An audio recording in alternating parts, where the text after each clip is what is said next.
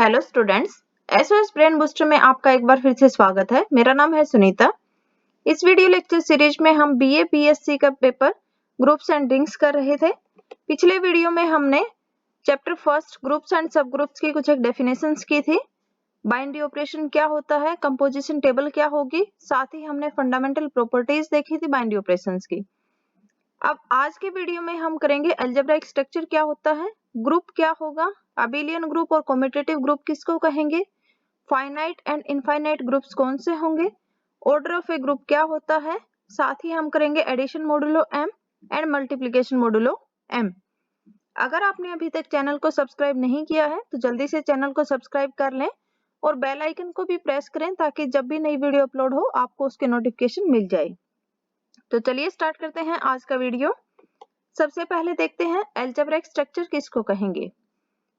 जी कोई non empty अगर set है आपके पास इक्विप्ड विद वन और मोर बाइनरी ऑपरेशंस या कंपोजिशंस, मींस कोई भी अगर नॉन एम्प्टी सेट हो उसके ऊपर क्या हो जो बाइनरी ऑपरेशंस अप्लाई करें वो एक भी हो सकता है, एक से ज्यादा भी बाइनरी ऑपरेशंस अप्लाई हो सकते हैं। अगर वो जो बाइनरी ऑपरेशंस डिफाइंड होंगे एक या उससे ज्यादा, वन और मोर बाइनरी ऑपरेशंस अगर उस पे डिफाइंड होंगे किसी नॉन एम्प्टी सेट पे, तो उसको हम क्या बोलेंगे, अलजेब्राइक स्ट्रक्चर बोलेंगे। जैसे अगर स्टार कोई बाइनरी ऑपरेशन है जी पे, देन जो जी हो विद रिस्पेक्ट टू स्टार, ये क्या होगी, एक अलजेब्राइक स्ट्रक्चर हो जाएगी। इसी तरह से N natural number, set of natural number with respect to addition, क्योंकि एडिशन क्या है, बाइनरी ऑपरेशन है उन सेट ऑफ नेचुरल नंबर्स पे, इसलिए N with respect to addition ये भी क्या होगी, एक अलजेब्राइक स्ट्रक्चर।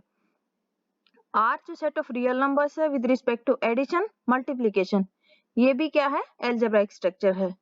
लेकिन अगर हम n और विद रिस्पेक्ट टू सब्ट्रैक्शन अगर लेंगे, means set of natural numbers with respect to subtraction अगर लेंगे तो वो अलजेब्राइक स्ट्रक्चर नहीं होगी, क्योंकि जो सब्ट्रैक्शन है वो बाइनरी ऑपरेशन नहीं फॉलो करता, इसलिए सेट ऑफ नेचुरल नंबर्स पे, इसलिए क्या होगा, ये अलजेब्राइक स्ट्रक्चर नहीं होगी।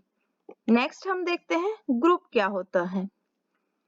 अगर कोई नॉन एम्प्टी सेट हो और जो उस पे हम बाइनरी ऑपरेशन हमने अप्लाई किया है, यहाँ पे स्टार, कोई भी आप बाइनरी ऑपरेशन ले सकते हो, तो यहाँ पे अगर हमने कोई सेट नॉन एम्प्टी सेट जी लिया है और उस पे बाइनरी ऑपरेशन स्टार लिया है, उसको हम ग्रुप कब कहेंगे, उस अलजेब्राइक स्ट्रक्चर को जी को with respect to star group कब कहेंगे, जब ये फॉलोइंग जो प्रॉपर्टीज हैं इनको सेटिस्फाई करें।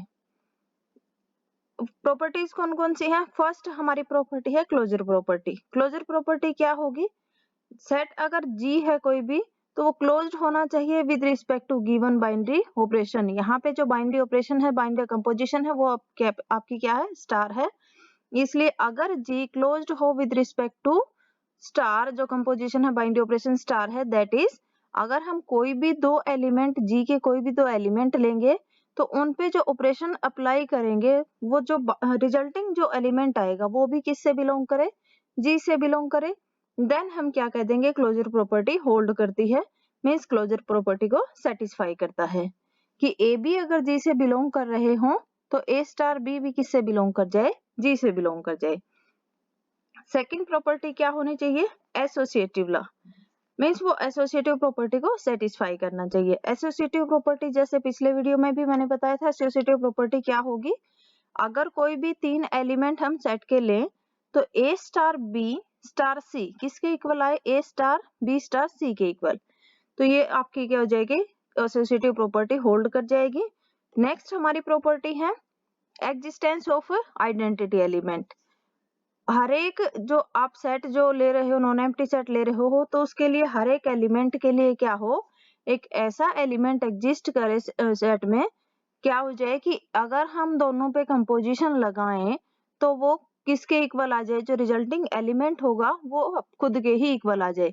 जैसे ए स्टार अगर हम ई करें, अप्लाई करें, तो वो किसके इक्वल आ जाए, ई के इक्वल, या E star A is equal to किसके इक्वल आएगा, ए के ही इक्वल आ जाएगा, सॉरी ए के इक्वल आएगा।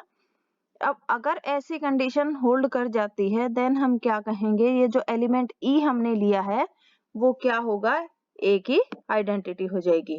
मीन्स हर एक एलिमेंट के लिए आइडेंटिटी एलिमेंट एग्जिस्ट कर जाए तो क्या होगा कि एग्जिस्टेंस ऑफ आइडेंटिटी जो प्रॉपर्टी है वो सेटिस्फाइड हो जाएगी।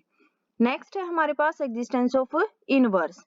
अब इनवर्स क्या होगा, जैसे पिछले वीडियो में इनवर्स और एडिटिव आइडेंटिटी ये सारे मैंने डिस्कस किए थे, तो यहाँ पे भी सेम वही रहेंगे कि अगर हम कोई भी नॉन एम्प्टी जो सेट ले रहे हैं उसके हर एक एलिमेंट के लिए कोई ऐसा यूनिक एलिमेंट हम सेट में फाइंड आउट कर लें, क्या हो जाए कि A स्टार B मीन्स जो भी कंपोजिशन आपको गिवन है वो अगर उन दोनों पे अप्लाई करें या B स्टार A करे तो वो किसके इक्वल आ जाए, ग्रुप की जो आइडेंटिटी होती है उसके इक्वल आ जाए। देन हम B को क्या कहेंगे, इनवर्स ऑफ A कहेंगे। और इसको कैसे डिनोट करेंगे, A इनवर्स से डिनोट करेंगे।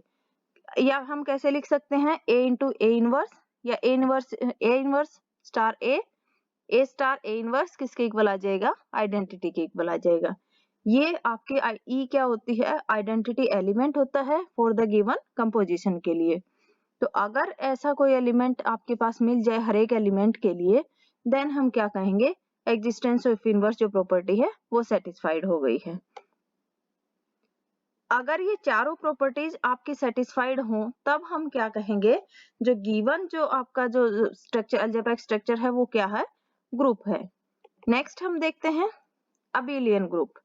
अबेलियन ग्रुप क्या होगा, जी क्या है, जी विद रिस्पेक्ट टू स्टार अगर कोई ग्रुप है उसको हम अबेलियन या कम्यूटेटिव ग्रुप कब कहेंगे, जब ये चार प्रॉपर्टी जो अभी डिस्कस हुई हैं, closure property, associative property, existence of inverse और एग्जिस्टेंस ऑफ आइडेंटिटी, अगर ये चारों प्रॉपर्टी सेटिस्फाइड हैं, क्योंकि तभी वो ग्रुप फॉर्म करेगा।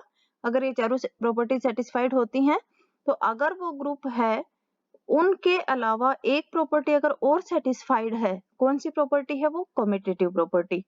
अगर कम्यूटेटिव प्रॉपर्टी भी सेटिस्फाइड हो जाती है देन हम उसको क्या कहेंगे, वो ग्रुप क्या है, अबेलियन या कम्यूटेटिव ग्रुप है। अब वो कम्यूटेटिव प्रॉपर्टी है क्या, कि अगर कोई भी दो एलिमेंट हम सेट के लेंगे, जो ग्रुप है हमारा जो लिया हमने, जो नॉन एम्प्टी सेट लिया है, तो A स्टार B अगर उन पे कंपोजिशन अप्लाई करें किसके इक्वल आ जाए, वो B स्टार A के इक्वल आ जाए, तो क्या हो जाएगा, कम्यूटेटिव प्रॉपर्टी आपकी सेटिस्फाइड हो जाएगी। अगर कम्यूटेटिव प्रॉपर्टी सेटिस्फाइड हो जाती है तब उस ग्रुप को हम क्या कहेंगे, अबेलियन ग्रुप या कम्यूटेटिव ग्रुप कहेंगे। अब सेमी ग्रुप क्या होगा, अगर जो अलजेब्रिक स्ट्रक्चर जो जी या विद रिस्पेक्ट टू स्टार लिया है हमने, तो ये अलजेब्रिक स्ट्रक्चर इसको हम सेमी ग्रुप कब कहेंगे, जब सिर्फ दो प्रॉपर्टी, जो फर्स्ट टू प्रॉपर्टीज हैं क्लोजर प्रॉपर्टी और जो एसोसिएटिव प्रॉपर्टी है, सिर्फ दो प्रॉपर्टी अगर सेटिस्फाइड हो जाती हैं, उस केस में हम उस अलजेब्रिक स्ट्रक्चर को क्या कहेंगे, सेमी ग्रुप है। अगर चार प्रॉपर्टी सेटिस्फाइड हो जाती हैं तो हम क्या कहेंगे, वो ग्रुप है। उसके बाद अगर एक जो कम्यूटेटिव प्रॉपर्टी भी होल्ड कर जाती है देन हम क्या कहेंगे, वो गिवन जो अलजेब्रिक स्ट्रक्चर है वो आपके अबेलियन ग्रुप है या उसको कम्यूटेटिव ग्रुप भी बोलते हैं। नेक्स्ट हम देखेंगे finite and infinite groups. Finite और इनफाइनाइट ग्रुप्स कौन से होंगे, अगर ग्रुप में जो नंबर ऑफ एलिमेंट्स फाइनाइट हो उस केस में ग्रुप को हम क्या कहेंगे, फाइनाइट ग्रुप है, अदरवाइज इनफाइनाइट ग्रुप होगा। अब जो ग्रुप होता है वो ऑलवेज नॉन एम्प्टी होता है, क्योंकि हम नॉन एम्प्टी सेट लेते हैं उसी पे हम अलजेब्रिक स्ट्रक्चर अप्लाई कर रहे हैं, तो जो ग्रुप होगा आपका ऑलवेज नॉन एम्प्टी होगा, या तो वो फाइनाइट होगा अदरवाइज इनफाइनाइट। फाइनाइट है तो उसको हम फाइनाइट ग्रुप बोलेंगे, नंबर ऑफ एलिमेंट्स अगर फाइनाइट है, अदरवाइज हम क्या बोलेंगे, इनफाइनाइट ग्रुप बोलेंगे। नेक्स्ट है हमारे पास ऑर्डर ऑफ ए ग्रुप।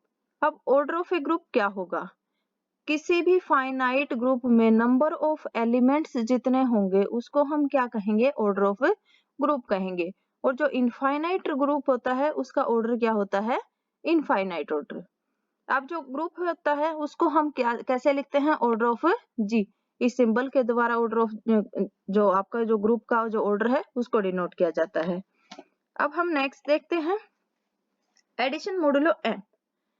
जैसे अगर आपके पास बाइनरी कंपोजिशन, जब हम जो कंपोजिशन टेबल अप्लाई करते हैं, जैसे मैंने एग्जांपल लिया है 1 2 0 1 2 ले लेते हैं। अब इसमें अगर हम ये देखें, इसके कंपोजिशन टेबल अगर हम बनाएंगे तो वो क्या होगी, यहाँ पे विद रिस्पेक्ट टू अगर एडिशन करें, विद रिस्पेक्ट टू एडिशन जब करेंगे 0 1 2, यहाँ भी क्या आएगा 0 1 2। अब इनका जो कंपोजिशन फर्स्ट आपका कॉलम भी 0 1 2 रहेगा, फर्स्ट आपकी रो भी 0 1 2 ही रहेगी। नेक्स्ट हमारी कैसे आएगी 1 प्लस 1, यहाँ पे क्या आ जाएगा 2। अब 2 प्लस 1 कितना आएगा 3, लेकिन 3 क्या है आपका इस सेट से बिलोंग नहीं कर रहा। तो अगर ऐसा कंडीशन आ जाए कि वैल्यू बाउंस हो जाए तो क्लोजर प्रॉपर्टी फेल हो जाती है। इसलिए हम थोड़ा सा इसको मॉडिफाई करते हैं। अब मॉडिफाई कैसे करेंगे, एक नई डेफिनेशन से। ऑपरेशन तो आपके पास सेम रहता है, लेकिन जो सबस्क्रिप्ट है वो m लिख देते हैं, और m किसके लिए स्टैंड करता है, मैक्सिमम बाउंड के लिए। जैसे डेसिमल का बेस n हो तो हम नंबर को अलाउ करते हैं कहाँ तक, n-1 तक। जैसे बाइनरी ऑपरेशन, बाइनरी जो आपके पास बाइनरी नंबर होते हैं उनका बेस 2 होता है, तो मैक्सिमम नंबर हम क्या लेते हैं, 0, 1। अब इसी तरह से अगर सिस्टम का बेस m लेंगे तो हम मैक्सिमम नंबर कहाँ तक अलाउ करेंगे, m-1 तक। जैसे अगर दो नंबर का सम जो बेस हमने माना है उससे अगर कम आ जाए तो देखो कोई प्रॉब्लम नहीं है, क्योंकि हमने यहाँ पे क्या किया है, 1 प्लस 1 क्या आ गया, 2 आ गया। लेकिन 1 प्लस 2 अगर करेंगे तो यहाँ पे क्या आएगा, 3 आएगा। मीन्स दो नंबर का सम अगर जो बेस m मान रहे with respect to with respect to जैसे m अगर करें, यहाँ पे अगर बेस हम m लेके चलेंगे तो उस केस में जिससे ग्रेटर अगर आ जाएगा, ये यहाँ पे क्या हो जाएगा, अगर वैल्यू बाउंस हो जाएगी उस केस में हम क्या करते हैं, जो भी आपके पास जैसे m तक जो वैल्यू हमारी m जो बेस मानना है, तब हम क्या करेंगे, a प्लस b उन दोनों का सम करते हैं, उसमें से m को माइनस कर देंगे। ऐसा करने से क्लोजर प्रॉपर्टी फेल नहीं होगी। तो हम क्या करेंगे, उसके लिए ही हमने ये जो हमारा जो मेथड है वो हम यहाँ पे जो डेफिनेशन है, जो नई डेफिनेशन है एडिशन मोडुलो m, तो ये डिस्कवर की है। तो ये देखो एडिशन मोडुलो m होगा क्या, a with respect to addition, यहाँ पे सबस्क्रिप्ट में क्या है m और b। मीन्स a और b अगर कोई भी दो इंटीजर हैं और m कोई भी फिक्स पॉजिटिव इंटीजर है, तो हम ये एडिशन मोडुलो को कैसे डिफाइन करेंगे, a with respect to addition modulo m, a और b का अगर सम करें with respect to addition modulo m, वो किसके इक्वल आएगा, r के इक्वल। जब r की वैल्यू हमारी क्या होगी, 0 से ग्रेटर और less than equal to m-1। क्योंकि जैसे मैंने बताया कि अगर सम आपका जो a प्लस b जो हम सम कर रहे हैं वो m से अगर लेस देन आ रहा है, उस केस में तो क्या है, यहाँ पे हम एज इट इज लिख देते हैं। लेकिन अगर m से ग्रेटर या m से ग्रेटर आ जाए, उस केस में हम क्या करेंगे, जो ये वैल्यू होगी उसमें से m को माइनस कर देते हैं। तो यहाँ पे जो विद रिस्पेक्ट टू एडिशन अगर करेंगे, तो जैसे देखो एग्जाम्पल अगर लेंगे तो 15 एडिशन मॉडुलो 5, 15 और 9 का हमें सम करना है with respect to addition modulo 5। तो कैसे आएगा कि 15 प्लस हम क्या करेंगे 9, अब विद रिस्पेक्ट टू 5 करना है, तो जब हम 15 प्लस 9 का सम करते हैं तो कितना आता है 24, और 24 को अगर हम 5 से डिवाइड कर दें तो जो रिमाइंडर बचेगा वो हम क्या लिखेंगे, ये आपके पास इसकी वैल्यू आ जाएगी।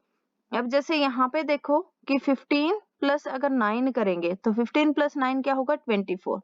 24 को अगर हम 5 से डिवाइड करेंगे, रिमाइंडर क्या बचेगा 4 बचेगा। तो यहाँ पे जो वैल्यू होगी वो आपकी वैल्यू m से लेस देन आएगी, क्योंकि m हमारे पास यहाँ पे क्या था 5 था। तो ये जो वैल्यू आई है वो m-1 आई है, मीन्स 4 आई है। ठीक है, तो इसलिए ये क्या होगा कि इसके जब हम कंपोजिशन टेबल अगर हम बनाएं, अगर कोई भी गिवन सेट होगा तो क्लोजर प्रॉपर्टी है वो सेटिस्फाइड हो जाएगी। अदरवाइज अगर हम डायरेक्ट इसको लिखते 15 प्लस 9, तो उस केस में क्या होगा, जो क्लोजर प्रॉपर्टी है वो आपकी सेटिस्फाइड नहीं होगी। अब नेक्स्ट अगर देखें हम 25 और प्लस एडिशन मॉडुलो, ये आपको विद रिस्पेक्ट टू 7 करना है।